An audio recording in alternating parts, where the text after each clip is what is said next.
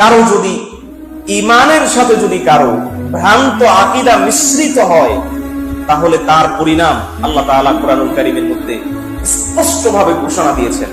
আল্লাহ তাআলা বলছেন, ওয়া মান ইয়াকফুর বিল ঈমান, কেউ যদি ঈমানের সাথে কুফরিকে সংমিশ্রণ করে, অর্থাৎ ঈমানও আনে আবার কুফরিও করে, ঈমানও আছে আবার তার দ্বারা বিভিন্ন ধরনের কুফরি কর্মকাণ্ডও সে করে। ওয়া মান ইয়াকফুর বিল ঈমান, কেউ যদি ঈমানের সাথে সাথে কুফরিকে সংমিশ্রণ করে ফেলে, ফাকাদ হাবিতা আমালু, তাহলে আল্লাহ তাআলা তার জীবনের সমস্ত আমলকে ধ্বংস করে দেন। অর্থাৎ কেউ কারো ভিতরে ঈমান আছে, ঈমান আনার সাথে সাথে সে বিভিন্ন ধরনের কুফরি করে, তাবিজ ব্যবহার করে, আল্লাহ ছাড়া অন্যান্য জিনিসকে সে মাবুদ মনে করে, রক্ষাকারী মনে করে, রিজিক দাতা মনে করে, হেফাজতকারী মনে করে।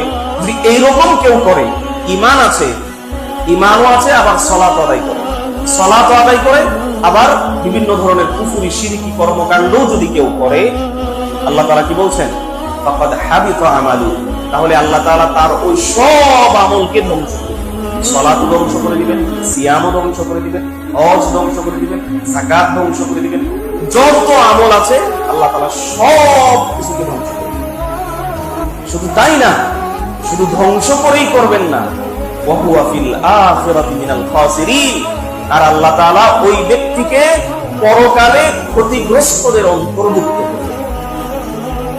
অর্থাৎ এদেরকে আল্লাহ তাআলা জাহান্নামে দিয়ে দিবেন সোজা। তার মানে বুঝেন যে ঈমান আনার সাথে সাথে যদি কেউ কুফরি করে, ঈমানের সাথে সাথে যদি কেউ কুফরিকে সংমিশ্রণ করে, তাহলে তার অবস্থা খুবই ভয়াবহ হবে। তার আমল আল্লাহ তাআলা তো গ্রহণ করবেন না, করবেনই না, তার আমলগুলোকে আল্লাহ তাআলা ধ্বংস করবেন এবং তাদেরকে আল্লাহ তাআলা পরকালে ক্ষতিগ্রস্তদের অন্তর্ভুক্ত করবেন। শুধু তাই না,